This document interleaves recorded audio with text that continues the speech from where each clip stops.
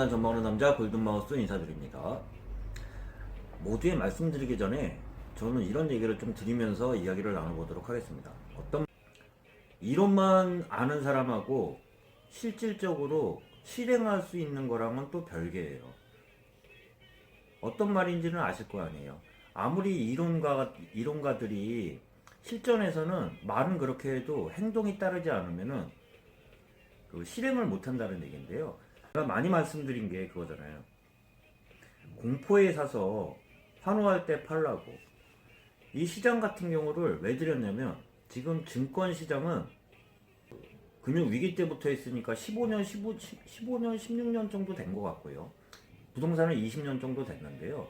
이런 시장은 뭐 최근에는 겪어보지 못한 사람은 겪어보지 못했을 거예요. 오랜 기간 동안 경험이 있는 사람도 한 번, 두 번, 많아야 두 번, 한 번 이렇게 겪는 시장이라고 좀 말씀드려보지만 경험을 얘기하다 보면 제가 아까 말씀드린 공포에 사서 환호할 때 팔라고 하지만 실질적으로 알면서도 그 증권시장만 먼저 얘기 드리면 오늘 같은 시장은 정말 공포스러운 시장이었는데 이런 시장 하에서 살 수 있는 사람 이론하고 실전은 틀리다고 얘기 드렸잖아요. 그 얘기를 드려보면서 오늘 보면 전에 상한가 하한가가 15%에 정해져 있을 때는 변동률이 지금보다는 크지는 않았어요. 금융위기 때는. 근데 상한가가 폭이 15%에서 30%로 올라간 다음에 변동폭이 그 금융위기 때보다 더 커졌는데요. 오늘 증권시장을 보면 저는 대형주가 마이너스 15% 이상 떨어지면서 보통 큰 주식들이 20% 가까이 막 하락하는 거는 좀 처음 봤어요. 솔직히 말씀드려서. 금융위기 때도 이런 시장을 보지는 못했지만 그 제가 말씀드린 것처럼 현찰을 그 준비하고 현찰 함부로 쏘지 말라고 그랬잖아요. 근데 대표적으로 부동산하고 증권하고 틀린 투자 방법이 있어요. 어떤 이야기냐면 제가 얘기 드리는 게 증권시장이 개미들이 살아날 수 있는 방법 중에 하나는 무조건 분할 매수예요. 또한 팔 때도 분할 매도. 이게 가장 틀리다는 부동산과 틀리다는 이야기 드려보면서 부동산을 분할 매수할 수 있나요? 뭐 예를 들어서 30평형을 사는데 뭐 안방만 먼저 하나 사고 작은 방 하나 사고 부엌 하나 사고 그렇게 할 수가 없잖아요. 부동산은 저는 한 방이라고 생각하면 그 증권 시장은 소액 갖고도 나눠서 살 수 있는 시장이에요. 그렇기 때문에 증권 시장 하에서는 개인들이 살아남을 수 있는 거는 단타는 안 돼요. 저도 해봤던 사람들은 알 거 아니에요. 일부 뭐 몇 퍼센트 극소수는 벌지언정 대부분의 사람들은 장기 투자. 제가 부동산처럼 하면 번다 그랬잖아요. 그 안 좋았을 때 사가지고요. 지금처럼 공포스러웠을 때 나눠서 사고 나중에 좋아지는 상황 하에서 장기 투자하고요. 좋아지는 하에 환호하고 있을 때 분할 매도하면 견딜 수 있으면 개인들이 이길 수 있는 시장은 증권 시장이라고 얘기 드려보면서 그 이야기를 한번 나눠보도록 하겠습니다. 반대로 부동산은 분할 매수할 수 있는 시장은 아니에요. 한마디로 말해서 제가 많이 비유 드린 거죠. 몰빵 들어갈 수밖에 없는 시장이에요. 한 채를 사더라도 한 채 다 사야지. 뭐 안방 사고 작은 방 사고 부엌 살 수 있는 시장이 아니라는 얘기 드려보면서 또한 뭐 돈이 한계가 있는데 한 채 사고 떨어지면 또 한 채 삽니까? 그리고 또 떨어지면 또 한 채 살 거예요? 그리고 팔 때도 뭐 한 채 팔고 두 채 팔고 그게 돼요 지금? 양도세가 얼만데 이런 얘기를 드려보면서 한번 그 전체적으로 그 이야기를 한번 나눠보도록 하겠습니다. 한국감정원에서 발표한 셋째 주 주간 아파트 매매 변동률에 대해서 한번 살펴보도록 하겠습니다. 이 표를 보면 이쪽 표가 한국감정원 표인데요. 셋째 주 3월 셋째 주 주간 아파트 변동률입니다. 제가 띄워놓은 왼쪽 표는요. 국토교통부에서 발표한 서울자치구의 공시가격 변동률인데요. 제가 말씀 전에 많이 드렸던 것처럼 서울 지역이 아파트 공시지가가 2019년 대비해서도 많이 올랐다고 얘기를 드려보면서 향후 주택가격 하락 요인으로 작용할 거라고 좀 많이 말씀드렸는데요. 아파트 가격 상승률과 더불어 공시가격 상승률에 대해서도 같이 한번 살펴보도록 하겠습니다. 그 전에 오늘 전체적으로 양상을 보면요. 매매 가격은 전국 수도권 대비는 전주 대비는 소폭 상승을 했어요.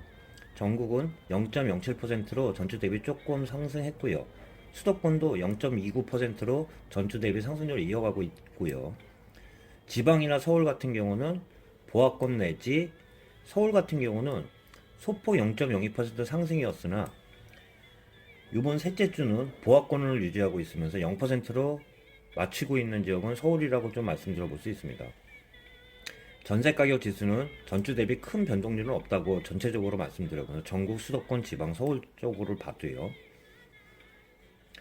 전체적인 형상을 말씀드리기 전에 제가 이런 얘기를 먼저 드려보면서 이야기를 나눠보도록 하겠습니다. 지금 그동안 서울 지역의 이 지도를 보면서 얘기를 할까요? 풍선 효과 지역을 많이 이야기를 드리고 많이 언론에서도 얘기를 드렸는데요.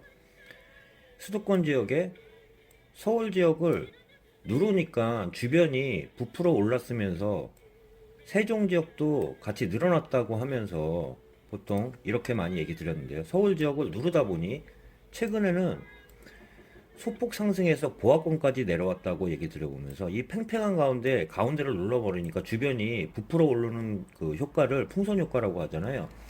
다만 최근에 공시지가 그 상승률을 보면 서울 지역에 하락하고 있는 가운데서도 또 하나의 악재가 나왔기 때문에 지금 전체적으로 이런 얘기를 드려볼까 합니다. 풍선 효과라는 건 말 그대로 이렇게 동그랗게 있는데 가운데를 눌러버리니까 바깥에 가지고 이렇게 부풀어 오르는 거 아니에요? 말 그대로 떨어지지 않고 압력으로서요. 그렇지만 아직 유지하고 있는 상태이기 때문에 풍선 효과가 나오는 건데요. 지금 현재 제가 좀 우려할 수 있는 상황이 뭐냐면 서울권은 누르고 있지만 아직 지금 보합권을 유지하고 있어요. 다만 전체적인 이 표를 보면 서울권 지역까지 같이 보면서 한번 이야기를 나눠보도록 하겠습니다.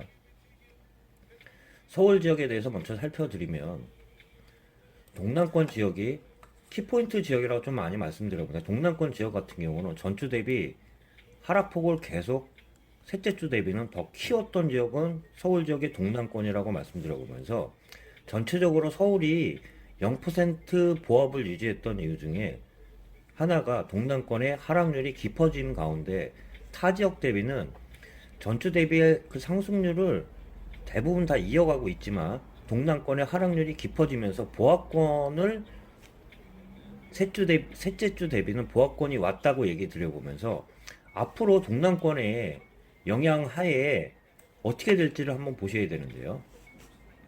동남권이 전주 대비도 하락률을 이어가고 있다고 얘기 드려보면서 표를 보면 동남권이 전주 0.05% 하락률이었으나 금주는 0.09%로 하락률을 키웠고요. 세부적으로 들어다 보면 서초, 강남, 송파 지역 세 부분은 전주 대비 다 하락률을 키웠던 지역이라고 볼 수 있습니다.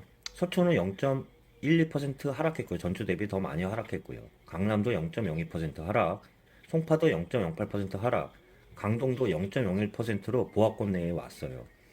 이런 가운데 서울 지역의 일부 풍선 효과라고 할 수 있는 노도강 지역은 타 서울 대비는 0.06%, 0.08%로 상승률을 이어가고는 있지만 상승폭은 크지 않은 상태에서 구로구도 노도강이나 같은 그 관점 하에 0.07% 상승률은 그나마 이어가고 있어요. 다만 전체적으로 제가 얘기 드리는 게 이런 거예요. 빨간색으로 해가지고 좀 표시를 해가지고 다시 보여드리도록 하겠습니다. 풍선 효과라는 게 말 그대로 이거를 먼저 얘기 드리면 서울을 누르니까 주변이 부풀어 올랐는데요. 이 부풀어 오르는 효과가 아까 이런 표현을 했잖아요. 이렇게 동그란 상태에서 서울 지역을 눌러버리니까 지금 타 지역 대비 이거 좀 다시 좀 다시 좀 그려보겠습니다. 이렇게 돼 있는 상태에서 서울 지역을 세게 눌렀잖아요. 세게 눌렀는데 누른 가운데 타 지역이 수도권 주변 지역이 이렇게 부풀어 올랐다고 좀 볼 수 있는데요. 이렇게 주변이 이렇게 그러면서 풍선 효과를 일으키고 있는데요. 이 풍선 효과는 서울이 눌렀는데도 떨어지지 않는 상태에서 다른 데가 부풀어 올랐다고 좀 볼 수 있어요. 그런데 이번 주 대비는 0% 보합권을 유지하고 있는데요. 제가 많이 말씀드린 보유세 현실화율과 맞춰가지고 공시 가격이 많이 올라간 상태에서 2020년도는 서울이 14.75%나 상승을 했고요. 강남, 서초, 송파, 강동을 봐도 상승률이 워낙 높아요. 강남을 봐도 25.57%나 상승을 하고요. 공시가격이. 서초도 22.57%, 송파도 18.45%, 강동도 9.07% 상승으로 올해 보유세는 늘어날 거라고 보면 지금 보합권 유지하고 있는 상태에서 보합권 수준을 유지할 수 있느냐, 그런 제가 악재윤이라고 말씀드렸는데 이걸 더 눌러버린다 그러면 말 그대로 지금은 보합권 상승폭을 조금 유지한 상태에서 눌렀기 때문에 주변이 부풀어 올랐다고 보면 서울 지역을 점점 세게 눌러가지고 하락 압력이 세다 그러면 이건 강도의 차이일 것 같아요. 말 그대로 서울 지역이 앞으로 소폭 하락하고 나면은 이 풍선 효과 지역이 천천히 바람이 빠지겠지만 세게 눌러버리면은 오히려 지금까지 풍선 효과를 일으켰던 지역들은 잘못하면 터질 수 있다는, 그동안 부풀어 올랐던 게 한꺼번에 꺼질 수 있다는 거를 보면 오히려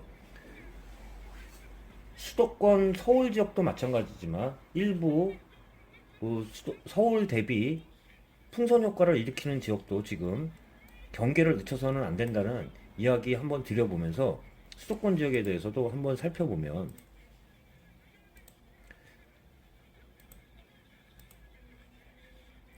제가 많이 말씀드린 동남권에 영향을 받고 있는 과천이나 분당 지역을 봐도 지금 현재 플러스 마이너스를 계속 혼조세로 보이면서 셋째 주 대비는 다시 마이너스로 돌아서는 지역이 과천이고요. 분당도 전주 마이너스 0.04% 하락률을 이어가고 있는 지역도 또한 분당이에요. 성남의 분당 지역이라고 말씀드려보면서 전체적으로 보면 전주랑 타 지역은 크게 틀리지는 않는데요. 제가 전주에 말씀드린 구리는 전주 대비는 상승폭을 줄였지만 아직 여전히 0.92%로 높은 상승률을 유지하고 있는 지역은 구리와 수원, 용인이라고 볼 수 있는데 용인 지역도 수지 지역은 수도권 상승률을 이어가고 있지만 용인 기흥 같은 경우는 상승률을 대폭 줄이고 있다고 좀 말씀드려보면 전체적으로 이 동남권 지역에 영향을 받고 있는 지역이라고 말씀드린 과천이나 분당이 플러스 마이너스 혼조세를 겪고 있는데요. 제가 많이 아까 말씀드린 정리하면서 얘기 드리면 이 동남권 지역이 앞으로 지금 하락폭을 좀 더 키운 상황인데요. 키운 상황 하에 천천히 빠진다 그러면 주변에 부풀어 올랐던, 예를 들어서 수원이나 용인 같은 풍선 효과 대표적인 지역 같은 경우도 앞으로 반사 효과로 풍선 효과를 일으킨 지역이 천천히 빠질 수 있지만 이게 세게 눌러가지고 동남권 영향하에 전체적으로 서울이 마이너스로 돌아선다면 주변에 지금까지 풍선 효과를 일으켰던 지역도 분명히 바람 빠지는 소리가 셀 수도 있으면서 단 하락이 천천히 일어나면 모르겠지만 급하게 빠진다 그러면 오히려 서울 지역보다 그동안 부풀어 올랐던 지역의 하락폭이 더 클 수도 있다는 이런 우려의 말씀 드려보면서 지금은 한 번 더 제가 아까 말씀드린 증권 시장은 분할 매수가 가능한 시장이지만 부동산 시장은 분할 매수가 가능한 시장이 아니에요. 예를 들어서 30평을 사는데 안방 사고 작은 방 사고 부엌 사고 그렇게 할 수 있는 시장이 아니라 한 번에 살 수 있는 시장이라 그러면 타이밍을 잘 봐야 되는데요. 지금 상황은 아까 제가 말씀드린 서울 동남권의 영향 하에 이제 서울 전체적으로 영향을 받고 있으면서 0% 보합권을 유지하고 있기 때문에 앞으로의 향방이 매우 중요하다고 할 수 있는데요.